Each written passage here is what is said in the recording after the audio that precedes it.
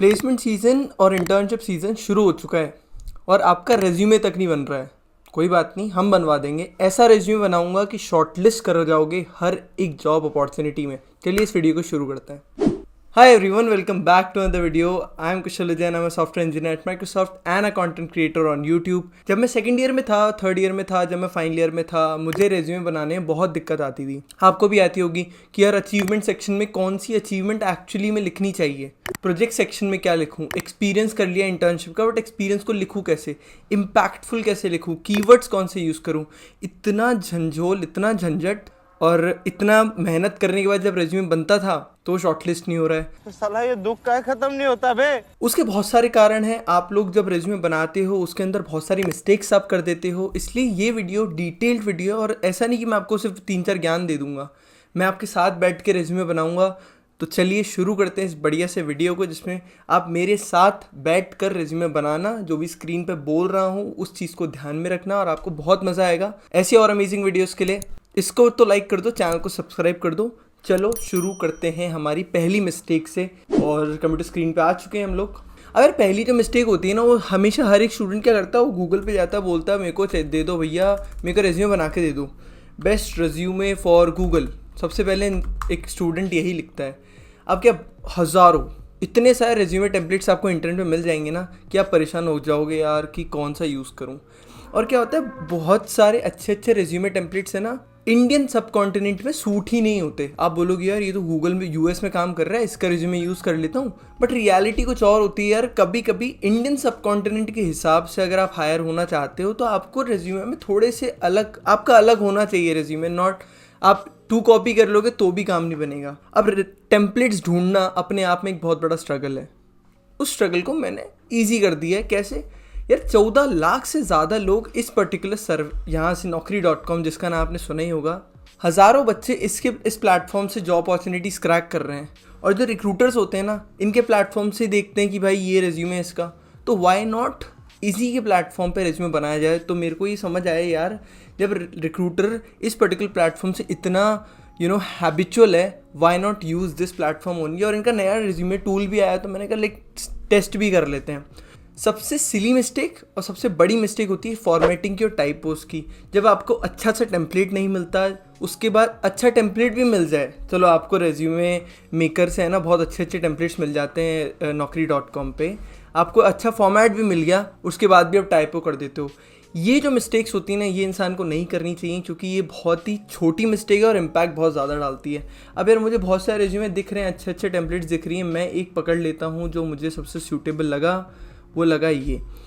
एक single click के अंदर आप टेम्पलेट एडिट कर सकते हो। अब यार बहुत बार क्या होता है ना, बच्चों को फॉर्मेटिंग की दिक्कत इस हिसाब से होती है कि और यहाँ पे लिख दूंगा, फिर स्पेस देता हूँ तो 2 स्पेस आ जाती है, कभी न्यू लाइन की वजह न्यू लाइन में आ जाता है टेक्स्ट। तो naukri.com के इस रेज्यूमे मेकर की सबसे बड़ी खासियत यही है कि आपको डिटेल्स यहाँ भरनी है और एडिट यहाँ पर होगा। उसका प्रीव्यू आपको साइड बाय साइड दिखता रहेगा। पूरा एडिट करने के बाद फटाफट डाउनलोड करो, काम हो गया। This is the best part जो मुझे लगा इस पर्टिकुलर प्लेटफॉर्म का। तो यार कुछ नहीं करना है, पहले मैं अपना नेम डाल देता हूँ। अब क्या करते हैं बच्चे, जैसे कि मैंने बताया आपको अपनी अच्छी सी फ़ोटो डालना भी ज़रूरी है, तो फ़ोटो भी अपलोड कर देते हैं। अब यार 2 तरीके के रेज्यूमेज होते हैं, एक तो विद फ़ोटो, एक विदाउट फ़ोटो। बहुत सारी कंपनीज प्रेफर करती हैं कि फ़ोटो ना ही लगाओ तो अच्छा है, बट अब अगर मैं जेनेरिक टर्म्स में बात करूं तो बहुत, जैसे नॉन टेक वालों को तो यूज़ करनी ही चाहिए फ़ोटो। टेक में इतना ज़रूरी नहीं होता है, तो आप इग्नोर भी कर सकते हैं, फ़ोटो नहीं भी यूज़ करोगे तो चलेगा। ईमेल और फ़ोन नंबर जैसी डिटेल्स के अंदर बच्चे टाइपोस कर देते हैं। यार सोच के देखो, अगर इन चीज़ों में आप टाइपोस कर दोगे तो कांटेक्ट भी नहीं कर पाएगी कंपनी आपको। तो ऐसी चीज़ों में कभी भी, अब यहाँ तो मैं कुछ भी ईमेल डाल रहा हूँ @gmail.com, so that obviously for obvious reasons, ठीक है। और ये नंबर भी कुछ भी डाल रहा हूँ, ये मेरा नंबर नहीं है, ठीक है, ये नंबर कुछ भी डल गया। अब यार मैं मानता हूँ मैं एक्सपीरियंस हो 2 ईयर, लेकिन आप फ्रेशर भी हो। अगर आप फ्रेशर हो तो उस अकॉर्डिंग भरो, एक्सपीरियंस हो तो उस अकॉर्डिंग भरो। ये डिफरेंशिएशन बहुत ज़रूरी है। अब मैं जैसे डाल देता हूँ 2 साल का एक्सपीरियंस है भाई और 0 मंथ, तो 2 ईयर्स का। और यहाँ पे देखो सारी डिटेल्स खटाखट अपडेट हो गई। लोकेशन डली हुई, लोकेशन को मैं चेंज कर दूंगा आगे। सिंपली आपने जो पहली क्रूशल मिस्टेक होती है उससे आप ऊपर आ गए। सेकंड चीज़ होती है कि आप यार प्रोजेक्ट बनाते हो कॉलेज के अंदर, कैसे आप किसी कंपनी को अपना कैलिबर दिखाओगे प्रोजेक्ट्स के बेसिस पे, दूसरा एक्सपीरियंस के बेसिस पे। अब बच्चे क्या करते हैं, मैंने बनाया है वेब डेवलपमेंट का प्रोजेक्ट, मैंने बनाया है लाइब्रेरी मैनेजमेंट सिस्टम। अरे भाई तुमने बनाया बहुत अच्छी बात है, लेकिन हज़ारों बच्चे लेकर आ रहे हैं लाइब्रेरी मैनेजमेंट का, ई कॉमर्स वेबसाइट का प्रोजेक्ट, तुम कैसे अलग हो? यही चीज़ तुम्हें डिफ्रेंशिएट करनी है। रेज्यूमे हेडलाइन नॉट नेसेसरी, अगर आप सॉफ्टवेयर डेवलपमेंट रोल की बात करते हो तो not at all required, it's okay.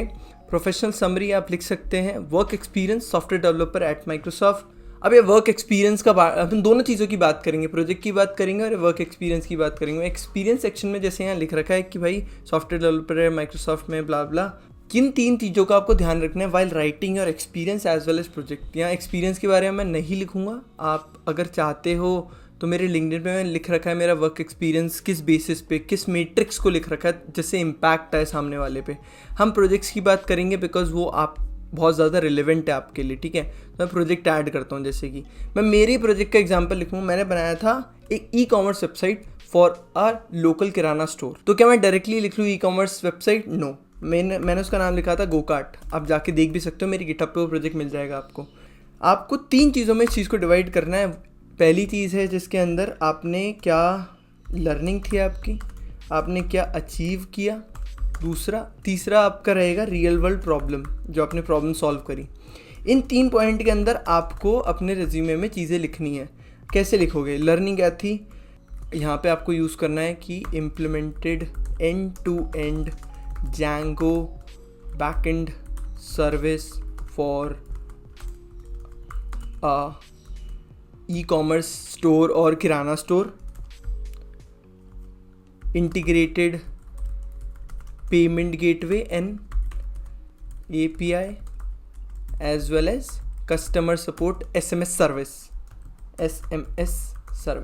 Second point, आपने अचीव क्या किया। अब आपने किराना स्टोर के लिए बनाई थी जैसे कि मैंने वेबसाइट, तो आपको फिगर आउट करना पड़ेगा यार आपने अचीव क्या किया इस पर्टिकुलर चीज़ से। फॉर एग्जांपल आपने गूगल प्ले स्टोर पे डाल दी थी अपनी एप्लीकेशन, तो उसके इतने डाउनलोड्स हुए।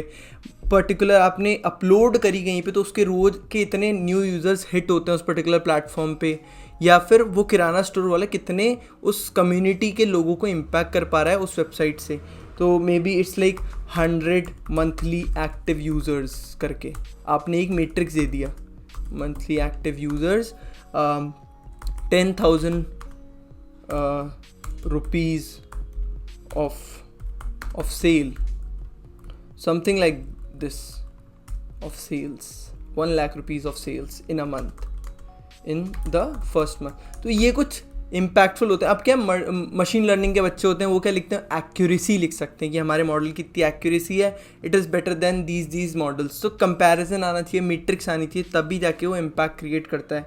देन फाइनली आपने प्रॉब्लम क्या सॉल्व करी, आपने प्रॉब्लम सॉल्व करी कि कोविड के दौरान जब किराना स्टोर्स घर तक नहीं जा पा रहे थे, तो ड्यूरिंग कोविड टाइम जब नहीं जा पा रहे थे, किराना स्टोर्स वाले घर तक डिलीवर नहीं कर पा रहे थे, तो अपना मतलब लोग उनके पास तक नहीं आ पा रहे थे, तो उनने घर घर डिलीवरी के लिए instead of let people come to their store, उन्हें ऑनलाइन बुकिंग लेना शुरू किया और डिलीवरी करना शुरू कर दिया।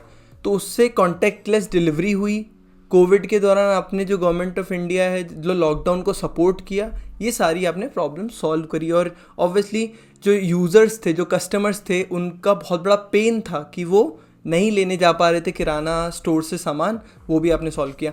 हमारा सेकंड पॉइंट भी सॉल्व हो गया। अब आता है हमारा थर्ड पॉइंट। अब कोई भी रेज्यूमे आप बना लो यार, चाहे जो मैं बना रहा हूँ चाहे आप बना रहे हो, वो रेज्यूमे कंपनी की पोर्टल पे जब जाके आप अपलोड करोगे ना, उसके अंदर आपके होने चाहिए कीवर्ड्स। बिकॉज जो एप्लीकेंट ट्रैकिंग सिस्टम होता है ना, ATS जिसे बोलते हैं, वो एक स्कोर जनरेट करता है। उसके बेसिस पे ही आप अगर थ्रेशोल्ड से ऊपर होते हो तो आपका रिज्यूमे शॉर्टलिस्ट हो जाता है, नहीं होते हो तो आपका रिज्यूमे रिजेक्ट हो जाता है।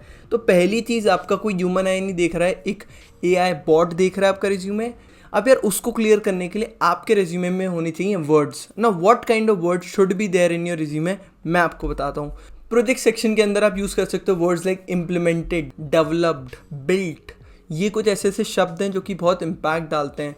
उसके अलावा जब अचीवमेंट सेक्शन की बात आती है तो आप लिख सकते हो सिक्योर्ड, अचीव्ड, प्लान्ड और एग्जीक्यूटेड। सिमिलरली डेवलपमेंट में भी आप प्रोजेक्ट्स के अंदर भी आप एग्जीक्यूटेड वर्ड लिख सकते हो। ये कुछ इम्पैक्टफुल वर्ड्स होते हैं जो आपके रिज्यूमे में अगर होते हैं तो उनको जो ATS ट्रैकर होता है वो कैप्चर करता है और आपको एक बेनिफिट देता है फ्रॉम अदर एप्लीकेंट्स। उसके अलावा आप अपनी जॉब और इंडस्ट्री के रिलेटेड भी कीवर्ड्स उठा सकते हो। आप गूगल पे जाके गूगल ट्रेंड्स पे देख सकते हो कि इस डोमेन के अंदर ये पर्टिकुलर कीवर्ड्स बहुत ज़्यादा पॉपुलर हैं या फिर इन कीवर्ड्स को लेकर बहुत ज़्यादा हायरिंग हो रही है। डेटा साइंस हो गया, मशीन लर्निंग हो गया, इन पर्टिकुलर डोमेन्स में कौन से ऐसे कीवर्ड्स हैं जिन पे बहुत ज़्यादा रिलाई किया जाता है या फिर हिट काउंट्स बहुत ज़्यादा है जिन पर्टिकुलर कीवर्ड्स, उनको आप अपने रिज्यूमे में यूज़ करते हो तो you get a better chance कि वो ज़्यादा पिक होगा और रिज्यूमे।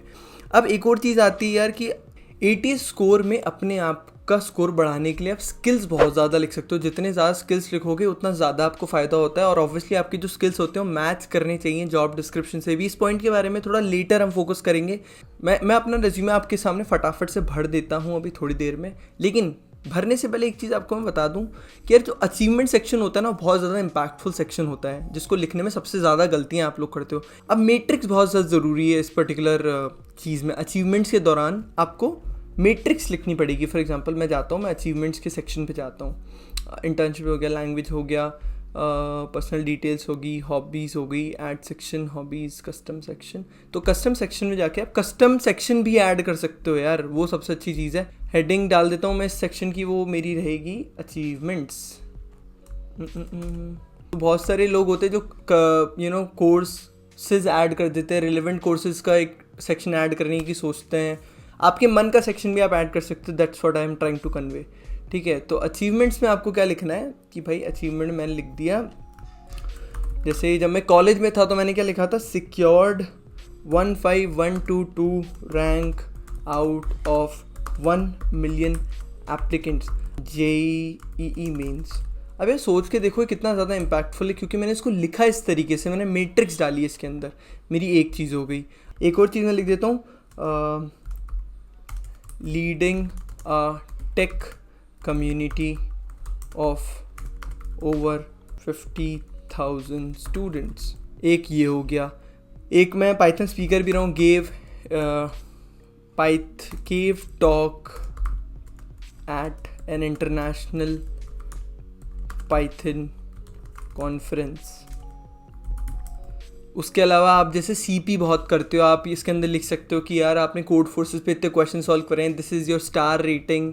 उसके अलावा आप गूगल डेवलपर्स ग्रुप में कोई कोर टीम मेंबर रहते हो वो लिख सकते हो। लेकिन अगर आप लिख रहे हो कि मैं कैंपस एम्बेसडर था, जैसे कि बहुत सारे बच्चे क्या करते हैं, लिख देते हैं campus ambassador eight mood Indigo. Mood Indigo is the cultural fest of IIT Bombay. तो सबको लगता है भाई ये तो बहुत बड़ी अचीवमेंट है। नहीं यार, ये आप कभी मत लिखना, this is not at all an achievement और ये बहुत ज़्यादा नेगेटिव इंपैक्ट डालता है। ना ये इंटर्नशिप कंसिडर होती, campus ambassador is not an internship. आप इसको कम्युनिटी वर्क में डाल सकते हो। जैसे मैंने गूगल कोड इन में आई वॉज अ मेंटर, तो मैं एक लिख सकता हूँ mentored school students at Google code in. तो ये मेरी एक अचीवमेंट हो गई इन 2019। उसके अलावा I was an ACM ICPC रीजनलिस्ट इन 2019। तो ये अचीवमेंट्स होती हैं कि आपने कोई कंपटीशन जीता, आपने कोई हैकाथॉन जीती, आप रनर अप रहे, आप पार्टिसिपेट किए किसी हैकाथॉन में। इन चीज़ों को आप अचीवमेंट में लिख सकते हो। ये हो गया हमारा 4th पॉइंट कंप्लीट।